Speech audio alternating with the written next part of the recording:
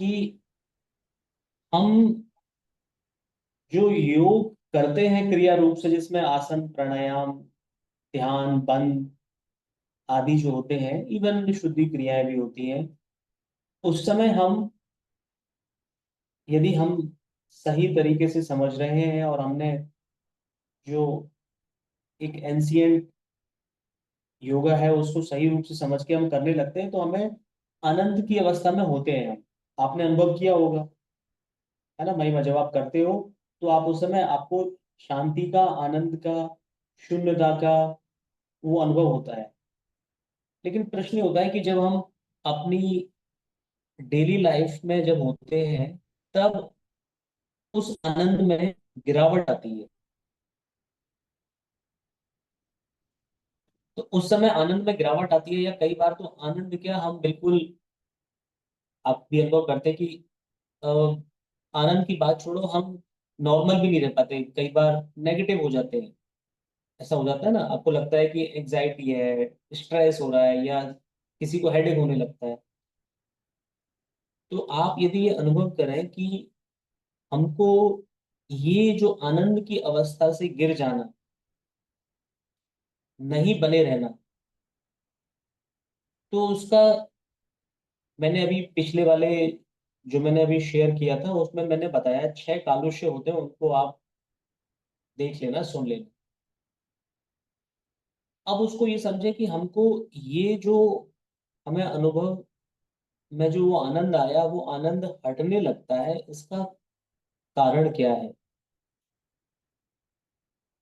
और चलो वो वहां से समझ में आ जाएगा 6 कालुष्य हैं, लेकिन क्यों है, मतलब वो कालुष्य क्यों हो जाते हैं, क्या यदि उनको हटाने के उपाय हैं, तो इसका मतलब आदर्श रूप में वो कालुष्य नहीं होने चाहिए। बात तो यही है ना, वो नहीं होने चाहिए हमारे अंदर। मैं नाम आपको बता देता हूँ फिर से जो बताए थे: राग कालुष्य, ईर्ष्या कालुष्य, पराक्कार चिकीर्षा कालुष्य, असूया कालुष्य, द्वेष कालुष्य, और अमर्षा कालुष्य। तो ये क्यों हमारे अंदर हो जाते हैं? क्या कभी किसी की, कोई ऐसा व्यक्ति हुआ है जिसमें ये कालुष्य ना हो शरीर रूप में? क्या कभी कोई ऐसा हुआ है? क्या इनको हटाया जा सकता है? इनको हटने पर स्थिति कैसी होती होगी? हाँ, जो योगी हैं, साधक हैं, उन्होंने इनको हटाया है। आप, जो एक निराकार रूप से ईश्वर है सब जगह, और भक्ति योग में जो लोग ये मानते हैं कि जैसे श्री कृष्ण है, वो शरीर रूप में नहीं है लेकिन अपने बैकुंठ लोक में है, तो वो वहां पर है। तो वो जो शरीर रूप में भी थे ईश्वर, यहाँ रहे हैं, और अब निराकार रूप से, या मतलब है निराकार रूप से पूरे ब्रह्मांड में, जो वो ऊर्जा है जिसको ऊर्जा समझते हैं, निराकार पर ब्रह्म है वो भी, या कहीं बैकुंठ लोक में है, वेदांत में ब्रह्म लोक कहते हैं, वहां है। और इनफैक्ट वहां पर शरीर त्याग करने के बाद जो वहां ब्रह्म लोक, कोई गोलोक, बैकुंठ लोक जैसा कहते हैं, वहां पर जो जीवात्मा है, उनके सायुज्य, सारूप्य आदि मुक्ति प्राप्त करती है, वहां है, वो भी इन कालुष्यों से मुक्त रहते ही हैं। और आज भी लोग हैं जो उस इनसे मुक्त होकर रहते हैं। कम ज्यादा की अवस्था हो सकती है, कोई पूर्ण रूप से मुक्त भी हो सकते हैं। तो आप ये देखें कि हमको, जब हम व्यवहार में आते हैं, लोगों से व्यवहार में आते हैं, तभी हमारे इन कालुष्य की प्रकट होने की संभावना होती है। क्योंकि सामने वाले जो व्यक्ति है, जो लोग हैं, वो अलग अलग प्रकृति के, अलग अलग प्रारब्ध वाले हैं। और न्यूटन्स का जो थर्ड लॉ है, एवरी एक्शन हैज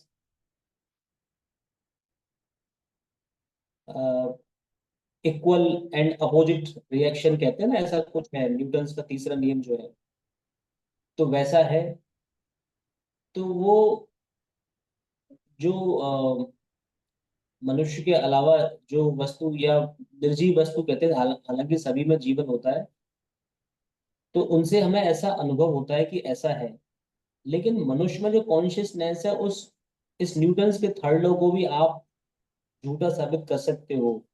आप यदि योगी बनकर इन कालुष्यों से मुक्ति पाते हो, तो उस न्यूटन के थर्ड लॉ को आपको मनुष्य रूप में आप उसे हटा सकते हो। तो उसके उपाय हैं, उनको हम बाद में कभी डिस्कस करेंगे। लेकिन यहाँ पर बात ये है कि वो अवस्था कैसी होगी जब ये कालुष्य नहीं है।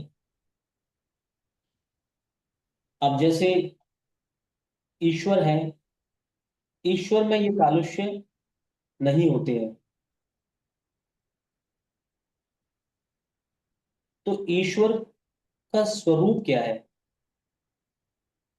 हमको योग में क्या करना चाहिए?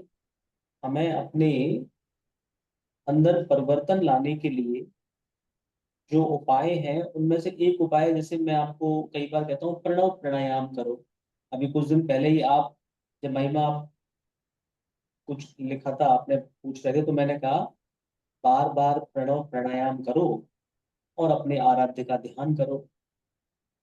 भगवत गीता में श्री कृष्ण भी यही कहते हैं। ये जो मैंने बताया, ये पतंजलि योग सूत्र कहता है, महर्षि पतंजलि कहते हैं इसको, और श्री कृष्ण भी कहते हैं कि अर्जुन से मेरा मेरे स्वरूप का ध्यान करो और ओम का जप करो बैठकर। ना बहुत नीचा ना बहुत ऊंचा आसन हो, आपकी बैकबोन नेक स्ट्रेट हो, रिलैक्स हो, नासिकाग्र पर दृष्टि, अर्धोन्मिलित आंखें, मतलब इसे वैष्णवी मुद्रा कहते हैं ना, आगे चक्र के विकल्प। आप नासिका के अग्रभाग तक थोड़ा आगे, या वहीं जहां आपको अच्छा लगे। अच्छा मतलब आनंद में बढ़ोतरी होने लगती, उसको करें, उस पर आप ध्यान लाएं। तो आपको अच्छा लगता है, आपने करा भी है वैष्णवी मुद्रा, अच्छे आनंद आता है उससे। तो आप देखिए, यहाँ पर मैं आपको इसको बताऊं कि ईश्वर का स्वरूप क्या है, उससे पहले आप अपने ऊपर उस बात को आप समझिए महिमा, कि जब आप अकेली बैठी हैं और योग की क्रियाएं कर रही हैं, तो मन के विचार बहुत ज्यादा आपको प्रभावित नहीं कर रहे हैं, और आप 1 आवर तक बड़े आनंद में रहती हैं। आपने ऐसे, मतलब बहुत बार क्या, जनरली ऐसा होता हुआ 1 घंटा आपका आनंद से सेशन करते हैं, अच्छा आपका आनंद में निकलता है। आपका किसी से, किसी व्यक्ति से इंटरेक्शन, सांसारिक इंटरेक्शन नहीं होता।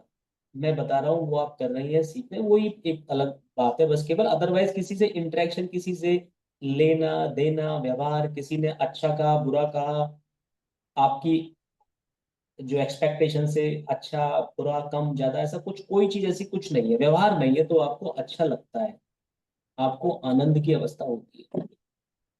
देखो महिमा, एक बात समझो, जैसे यदि आप निराकार रूप से ईश्वर को मानो, वैकुंठ वैकुंठ लोक में है, ब्रह्म लोक में है, जैसे सब तरह से भाई ईश्वर तो हर कितनी तरह जो जो इतना डायनामिक, जिसने सृष्टि को बनाया, वो कुछ जैसे चाहे, वो चाहे तो अभी आपके सामने प्रकट होकर आपके सामने आ जाए, तो कौन सी आश्चर्य की बात है, वो कुछ भी कर सकते हैं।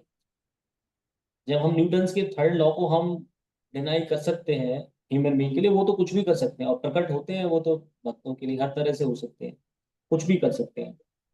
तो जब आपको, अभी यदि आप, जैसे आप योग की क्रियाएं कर रही हैं, आनंद में हैं, तभी कोई व्यक्ति आकर आपसे सांसारिक व्यवहार करने लगेगा तुरंत भी, जिसमें आपको, आपके अंदर जैसे एक्सपेक्टेशन है वैसे नहीं हुआ, चीजें हुई, तो आपका तुरंत आनंद का स्तर डाउन हो जाएगा, कम हो जाएगा। ठीक है। अब आप सोचो, उस वो ईश्वर, उस ईश्वर को, अभी देखो, ये सनसेट हो रहा है, दिन छिपने वाला है ना। इंडिया में कितने लोग भगवान की आराधना करने मंदिर, अपने घर के मंदिर में आराधना करेंगे, कर रहे होंगे। तो वो ईश्वर से उनका व्यवहार कैसा होता है? ईश्वर अपने आनंद की अवस्था में बने रहते हैं, उनको किसी किसी से ना कुछ लेना है ना देना है, कुछ नहीं, अपने आप में स्वयं संपूर्ण है। उस ईश्वर ने ही अपने में से अलग अलग जीवात्माएं हम लोगों को निकाला हुआ है, हम हैं। हम अलग होते हुए भी उनसे ही हैं, लेकिन हमारी क्रेविंग, हम जब उनको याद कर रहे हैं तो क्या कर रहे हैं, हम अपनी इच्छाएं इच्छाएं करते हैं ना, ईश्वर मुझको ये दो। कोई कोई सात्विक इच्छाएं मांग रहे हैं, कुछ कह रहे हैं सर मुझे अ, मुझे ईश्वर आपकी भक्ति दे दो, बस आपके चरणों में स्थान दे दो, मुझे कुछ नहीं चाहिए, मुझे बस आपसे प्रेम। कुछ ये ना मांग कर भी, जैसे अभी हम ध्यान में करने लगे, योग की कोई भी क्रियाएं कर रहे हैं शुद्ध तरीके से, तो वो हम ध्यान ना कर भी करके भी हम ईश्वर को ही, हम ईश्वर की आराधना ही कर रहे हैं। या कोई कोई भक्ति, कोई भक्ति में कोई राग गा रहा है उनके लिए, ठीक है। लेकिन दूसरे लोग जो उनसे मांग रहे हैं, कुछ लोग ऐसे होंगे जो ये कह रहे होंगे कि मुझको और ज्यादा कुछ वस्तु मिले, कुछ अच्छा मिले, कुछ ऐसी डिमांड जो उनके लिए है नहीं पर फिर भी कर रहे हैं। कि कुछ लोग तो ऐसे तामसिक होंगे जो दूसरे के लिए बुरा करने के लिए भी मांगते होंगे ईश्वर से, उसका ऐसा हो वैसा, ऐसे भी लोग होंगे, है ना। तो आप सोचो, आप जब 1 आवर आनंद की अवस्था में सेशन में हो, उसके बाद में या बीच में कोई आपसे, कोई ऐसे कोई आपसे कुछ मांगने, डिमांड करने, बात करने आए जो आपके आनंद को गिरा सकता है। सोचो, इतने इतने करोड़ों लोग, मनुष्य जो है इस पृथ्वी लोक पर ही हैं, और को तो हमें नहीं मालूम, उस ईश्वर से कितना इंटरेक्शन कर रहे हैं, तो उनके आनंद की अवस्था का क्या होता होगा, सोचो आप। मतलब वो तो, मतलब एक तरह से वो डिप्रेशन में आ जाने चाहिए, आ जानी चाहिए ना वो तो। वो तो अब कैसी स्थिति होनी चाहिए, है ना। तो कैसा, फिर वो कैसे मैनेज करते हैं, कैसे डील करते हैं, बताओ इतनी सारी चीजों को। और इतने सालों के बाद भी, चाहे विश्व के किसी भी कोने में है, किसी भी धर्म के लोग हैं, सभी का उस ईश्वर पर विश्वास किसी न किसी रूप में है। तो इतने सालों से चल रहा है वो विश्वास है कि वो ईश्वर है, क्योंकि, और वो उस ईश्वर ने अपने अपने अपना स्टेटस को आनंद का बना रखा है। और लोगों का विश्वास अभी तक ऐसा भी नहीं हुआ है कि जीरो हो गया, वो विश्वास बना हुआ है ईश्वर पे। तो हाउ डज ही और she manages, it is so surprising, आप सोचिए, है कि नहीं, बताओ। तो जब वो मैनेज कर सकते हैं, तो हम भी, जब हम योग की स्थिति में नहीं है, तब हम भी दिन भर, हम जो संसार के साथ हमारा इंटरेक्शन है ना भाई, मैं समझ रहे हैं आप। तो हमारा समाज के साथ जो इंटरेक्शन है, उसमें उसकी भी कोई ना कोई विधि है, कोई तरीका है, जिसके द्वारा हम भी उस ईश्वर जैसे उस अवस्था में बने रहकर हम आनंद की अवस्था में रह सकते हैं। इसी को ही कृष्ण का या ईश्वर का स्वरूप होना कहते हैं। स्वरूप वो क्या, जैसे यदि हम साइंस में बात करें, what are those points which are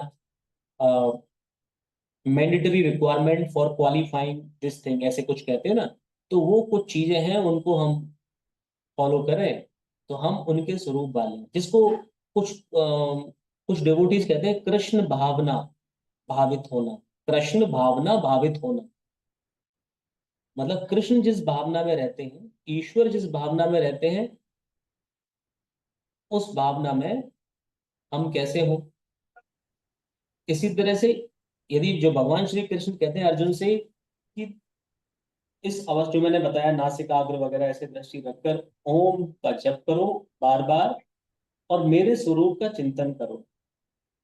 तो जो स्वरूप, जो ईश्वर कालुष्य से जो रहित है, या ईश्वर की जो डेफिनेशंस के लिए जो मिनिमम एलिजिबिलिटी रिक्वायरमेंट है, जैसे कहते हैं ना, आप आरजेएस का एग्जाम देना चाहते हो तो उसकी मिनिमम एलिजिबिलिटी क्राइटेरिया क्या है। तो ईश्वर जिसको आप निराकार मानो, किसी ने शरीर रूप में जन्म लिया है, आप किसी को ईश्वर रूप में मानते हो, आप वो हैं, तो उनकी क्वालिफिकेशन है कुछ ईश्वर होने की, महर्षि पतंजलि कहते हैं। तो उन क्वालिफिकेशंस को आप जो क्वालिफाई करें, वो ईश्वर है। उन रिक्वायरमेंट को पूरा कर दें, वो ईश्वर है, आप किसी को भी मान सकते हैं। तो वो ईश्वर, क्या वो किसी से बड़ा या छोटा है, नहीं। उस स्वरूप वाला, वो वही ईश्वर है जो सब कुछ जानता है, जो हमेशा से है, ओमनी प्रेजेंट है, वही है वो। यहाँ पर कोई बड़ा छोटा है ही नहीं। तो पहले जो हो आए हैं,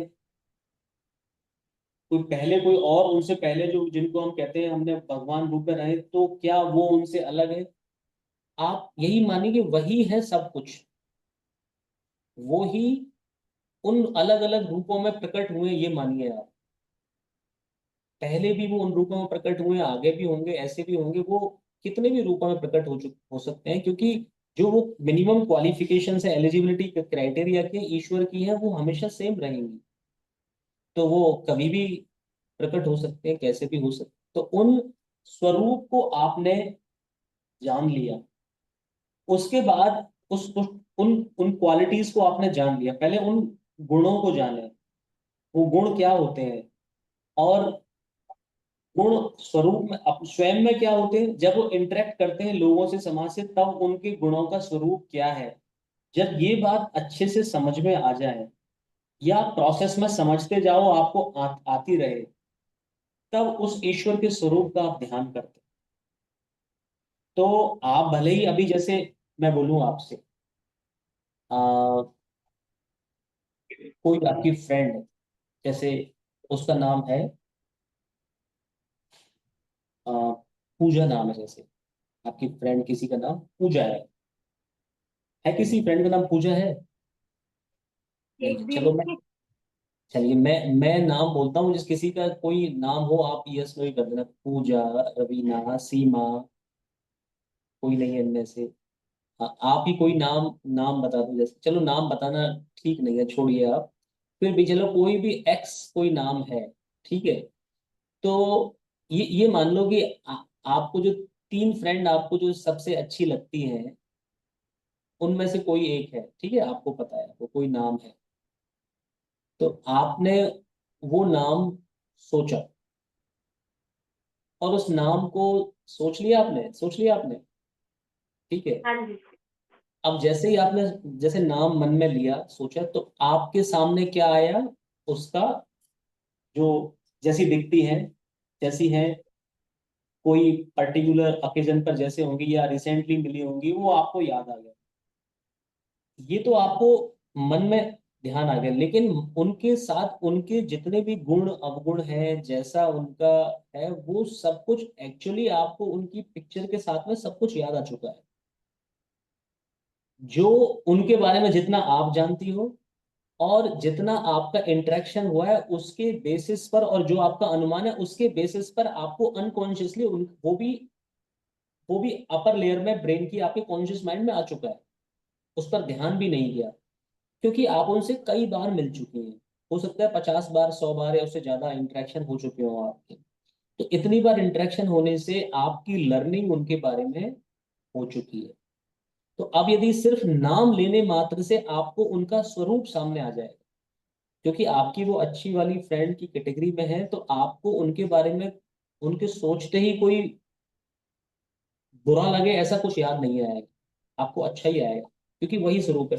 या मैं बोलूं कि ऐसे तीन लोग जो आपको अब तक मिले हैं, जिनको सोचने मात्र से ही आपको जो है ना क्रोध आने लगता है, तो ऐसे भी हो सकते हैं। वो हो सकता है आपको हो अभी, है ऐसा हो, या मतलब अच्छा ना लगे, मतलब आनंद तो नहीं आता, कम से कम ऐसा मान लो है। तो आपको उनका पिक्चर याद आती है, आपको उनका स्वरूप आपके अनकॉन्शियस या सबकॉन्शियस माइंड से कॉन्शियस में अपने आप आ गया, नाम लेने मात्र से। तो जितना अनुभव रहा है, ऐसे ही जब हम ईश्वर के स्वरूप का ध्यान कर रहे हैं, जब कह रहे हैं ईश्वर की आप ओम बोलिए, मेरे स्वरूप का ध्यान कीजिए, तो हमें पहले तो ईश्वर के स्वरूप के बारे में पता होना चाहिए। यदि हमने अपनी साधना के लिए, योग के लिए, ध्यान के लिए हमने किसी ईश्वर का जब चयन कर लिया है, तो उससे पहले हमें उसके बारे में, जो उसकी जो क्वालिटीज होती है ईश्वर की, जो मैं आपको बताऊंगा, आज तो नहीं, कि क्या क्या होती है, वो उन उन पैरामीटर्स पर हैं क्या। तो आपके, जब उनको जानोगे तब आप समझोगे, हाँ, इन क्वालिटीज का तो ईश्वर ही हो सकता है। जब आपको जब बताऊंगा ना मैं किसी दिन, तब आप मानोगे हाँ वो ईश्वर ही हो सकता है, जो, हाँ, मतलब आपके मन में कोई प्रश्न ही नहीं रहेगा, यस, ये क्वालिटीज सिर्फ ईश्वर में ही हो सकती है। तो अब आप उनके स्वरूप का जैसे फिर भले ही आप अभी आरंभ में जब उनकी उनकी जब क्वालिटीज को आप जब, जैसे मैं बोलता हूँ कि ये उनके अंदर तीन मेन बात है, तीन में से और कुछ है, मतलब पांच छह आठ दस हुई, आपको 10 हो गई, तो अब आप क्या उनको ध्यान जब करने बैठे आप, है ना, ओम कर रहे हो, तो उनमें से कुछ एक याद आया, दो आया, तीन आया, कभी कोई आया, कभी उसी में ही चिंतन चलता रहा, दिन में आप कुछ अकेले बैठे हैं, तभी उनके बारे में विचार चल रहा है, चलता रहेगा। उनसे संबंधित कुछ पढ़ोगे, सुनोगे, डिस्कस करोगे, तो मतलब it's a life long journey. तो आपका क्या होता जाएगा, उनके बारे में उस पॉइंट ऑफ व्यू से आपका एक दृढ़ विश्वास बनता जाएगा, ये ऐसे हैं।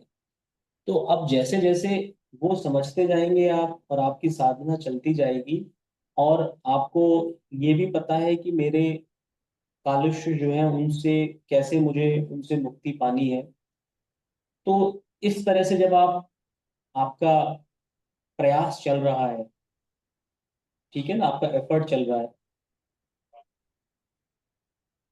तो भाव रूप से जब आप ईश्वर के स्वरूप का ध्यान करोगे, तो ये निश्चित बात है, ध्यान करोगे, फिर दिन भर जो मैंने बताया उनका मनन चिंतन निधि ध्यासन, ये जो अवस्थाएं चलती रहती हैं, वो गुण आपके अंदर डेवलप होने लगे।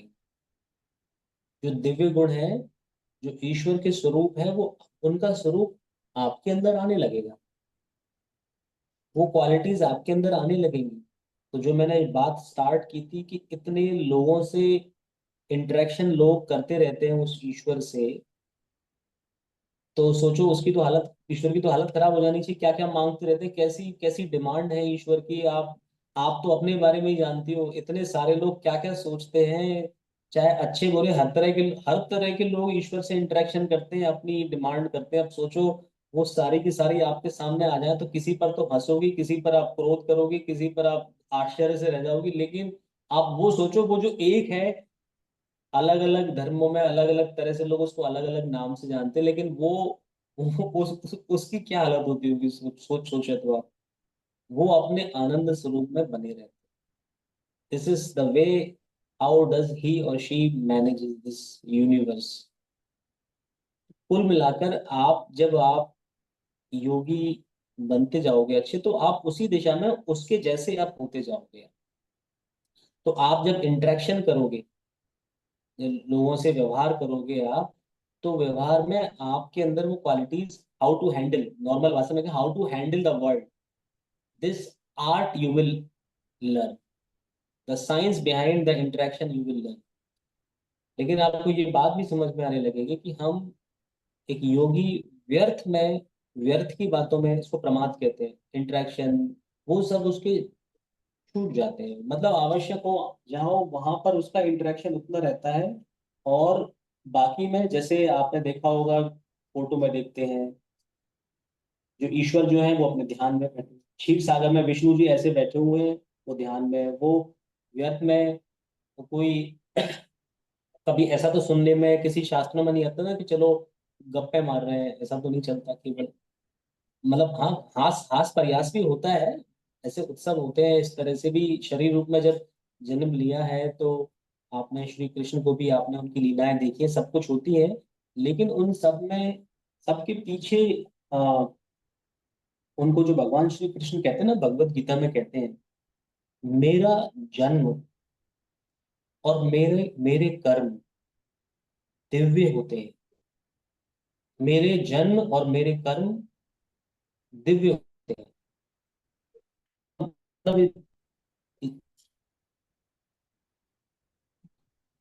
ये छोटी बात नहीं है,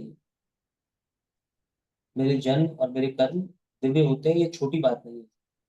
कहने का अर्थ ये है कि उन्होंने, यदि उस जन्म को ही लें, श्री कृष्ण वाला जन्म, उन्होंने जन्म लेने से लेकर और इस पृथ्वी लोक का उन्होंने त्याग किया, तब तक उनके जीवन का प्रत्येक कर्म जो है वो दिव्य था, सामान्य मनुष्य की भांति नहीं था। वो उनकी जो कृष्ण भावना कहते हैं हम, कृष्ण भावना, भावित होना, उनके उस कॉन्शियसनेस के साथ जो उन्होंने किया, सोचा, भावना थी, उसमें कहीं भी साधारण मनुष्य की तरह नहीं है। हमारे समझ में नहीं आता, ये हमारा अज्ञान है, हमें उस पर रिसर्च करनी चाहिए। तो वो कहते हैं कोई तत्व वेदता ही जानता है, जो तत्व से जानता है मुझको, ईश्वर को, वही उसको समझ सकता है। तो आपको, आपके अंदर भी वो क्वालिटीज उस साधन से आने लगती हैं। आप भी दिव्य होने लगते हो। इंटरेक्शन करते समय भी आप अपने आनंद से बहुत एक्सटेंड तक आप नहीं गिरते हो। और उन सब जो अभी आपको अभ्यास से करना होता है, उन रूल्स को फॉलो करना, फिर आपको अभ्यास नहीं करना पड़ता। आप नेचुरली, आपकी हैबिट में हो जाती है, आप वैसा ही आप, आपका व्यवहार आने लगता है। और व्यर्थ में तो आप संसार के इंटरेक्शन में, व्यवहार में, मतलब घोरता में, भयंकरता में आप जाते ही नहीं हो आप। ये है। तो इससे आगे मैं भी आपको बाद में डिस्कस करूंगा। ना तो मैंने अभी ईश्वर का स्वरूप बताया है, ना ये बताया है कि कालुष्य जो होता है उनके उपाय क्या है। ठीक है ठीक है। सर। 3 क्वेश्चन है इससे रिलेटेड। हम्म। सर, एक तो आपने बताया था जो दृष्टा भाव होता है, उसके बारे में कि आप दृष्टा भाव रखो अपने प्रति। तो वो भी एक तरह से एक टूल हो सकता है क्या इसके लिए? मतलब प्रणव प्रणाम तो है ही, तो दृष्टा भाव हाँ। भी रख, कई बार एक अपना एक कहते हम्म। हैं ना आउटसाइड पर्सपेक्टिव से सिचुएशन को देखना, तो वो भी शायद आपने एक बार एक मिनट, एक मिनट।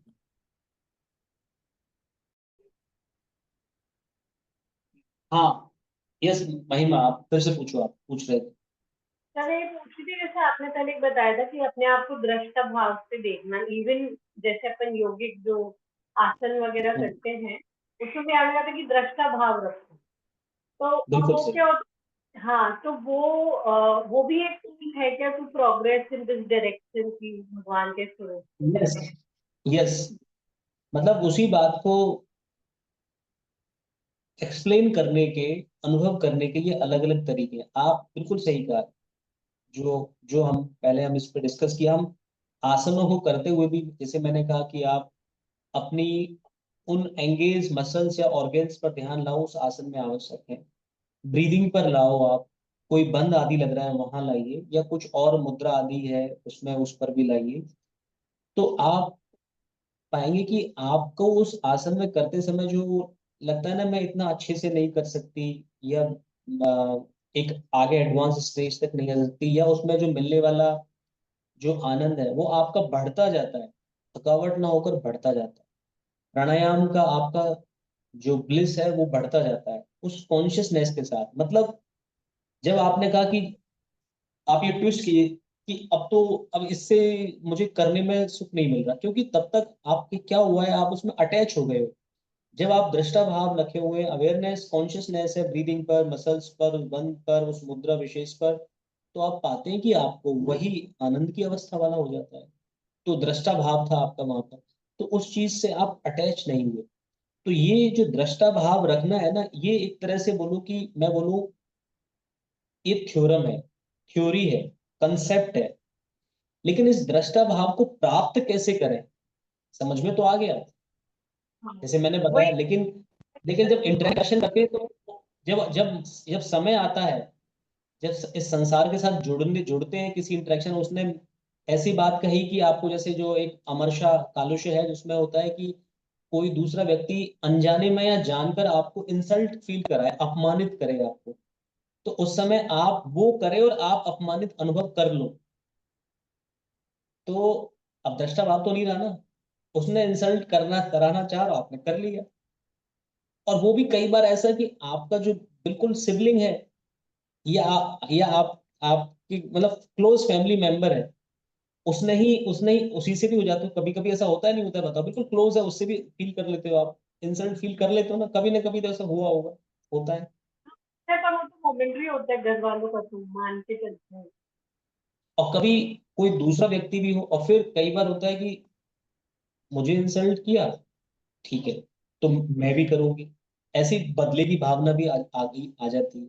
तो ये अच्छा, कंसेप्ट तो ये मतलब होता है ना कि मौका हमें तो हम भी बताएंगे, जैसा एक जो हाँ, इवेंट जो ऐसा। आता है। तो आपको कंसेप्ट तो पता था, ऐसा जैसे इंसिडेंट फील हुआ आपको, मुझे दृष्टा भाव रखना है मुझे मालूम था, लेकिन जब अवसर आया तो मैं उस थ्योरी को भूल गई, हाँ। है ना। या ये कहो कि अभी मैं योग की अवस्था को मैं करके आई हूँ, मेंटेन करके आई हूँ मैं सेशन से, अभी जैसे 1 घंटा आपने योग किया, उसके बाद तुरंत आए और ऐसी स्थिति आई, तो हो सकता है कि उस समय आप फील ना करो, क्योंकि आप उस विद्या में हो, आप उस दृश्य में मेरा पेंडिंग हो। लेकिन जैसे ही उसका असर कम होने लगे, आपका वो भाव नहीं बना हुआ है। तो ऐसी जो स्थिति है, तो उस स्थिति में थ्योरी तो थ्योरी रह गई और मैं वैसी की वैसी हो गई। तो अब क्या करें कि वो दृष्टा भाव मेरा मेंटेन रहे। तो उसी के लिए कालुष्य को दूर करने के उपाय, ठीक है ना। उसी उसी के लिए ही जो, जैसे हम ईश्वर प्रणिधान करें, हम ईश्वर का ध्यान करें, स्वरूप का ध्यान करें, उनका ईश्वर के स्वरूप का ध्यान, प्रणव करें। प्रणव ही क्यों करें, उस ओम में क्या ऐसी खास बात है? तो हम जब उस मेथड को सीख जाएंगे, मेथड भी ऐसा, जैसे क्या करते हैं आप, एक मैथमेटिक्स पढ़ी है आपने, 10 तक पढ़ी है, आपने देखा हाँ। होगा मैथमेटिक्स में आया कि आया कोई भी एक चैप्टर आया, तो चैप्टर को पहले उसको एक्सप्लेन किया, उसका फॉर्मूला बताया, उसका एक एग्जाम्पल बताया, फिर उसके अलग अलग डिफरेंट सिचुएशंस में उसके कितने सारे प्रॉब्लम्स हो सकती हैं, बहुत सारे कराते हैं, होता है ना। फिर आपको वो इतनी तरह से करा देते हैं कि फिर अब आपका फिर वो आते हैं क्वेश्चंस, फिर पूछते हैं क्वेश्चन करो, तो आप उसमें से यदि अच्छे से आपने उनकी एक्सरसाइज कर ली है, थ्योरी कर ली है, फॉर्मूला समझ लिया है, कंसेप्ट समझ लिया है, फिर उसके मैक्सिमम क्वेश्चंस को आप कर देते हो। और एग्जाम जब आता है, जब बोर्ड का एग्जाम हुआ, उसमें तो क्वेश्चन कहीं से भी नया बनकर आ जाता है, बस वो इतना है कि कंसेप्ट और उसकी जो थ्योरी है और उसकी जो भी उसके अंदर बैकग्राउंड है वो सेम रहता है, क्वेश्चन नया होगा। और फिर लोग सॉल्व करते हैं, 100 में से 100 मार्क्स पे लाते ही ना। तो इसका मतलब यदि हमको ये किसी भी कंसेप्ट को मुझे दृष्टा भाव रखना है, तो इसके लिए मुझे उसके जितनी भी प्रोबेबल प्रॉब्लम्स हो सकती हैं, जितने भी क्वेश्चंस हो सकते हैं, जितनी मैं सॉल्व कर लूंगी, उतने ही पक्का हो जाएगा, फिर एग्जाम में पूरे पूरे नंबर आएंगे। तो ये जो है, ये वही मेथड्स हैं, उनको हमें समझना है, उनको हमें जानना है, और ये एक जर्नी है।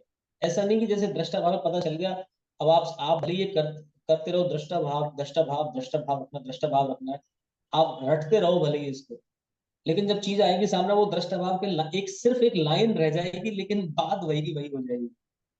तो नहीं सर, वही बात मेरा को, मतलब भी यही था कि ऐसा होता है कि मतलब जब सिचुएशन होती है, मैंने शायद आपसे पहले भी कई बार डिस्कस किया है कि जैसे आपने पहले भी एक बताई थी मुझे लाइन की, being the magnetic field of God. अब वो क्या है कि सही सर्कमस्टांस से तो याद रहती है, जैसी सिचुएशन थोड़ी सी भी विपरीत हो, तब उसको उसी टाइम पे याद कर, 10 मिनट बाद रिकॉल हो जाए, या कैसे रिकॉल हो जाए, लेकिन टाइम पे जो है वो चीज याद नहीं आएगी, मतलब एट दैट मोमेंट वो याद नहीं है। तो उसी का ही योग जो है, आपको उसी के समाधान बताएगा। कालुष्य को कैसे दूर करें वो भी बताएंगे, और साथ में आपको कि, कि कितनी कितनी देर बाद कुछ योग के अभ्यास भी करते रहने चाहिए। तो ये सब क्या है, मतलब एक, आप एक पूरा एक प्रोटेक्शन तैयार करते हो। आप प्रोटेक्शन, आप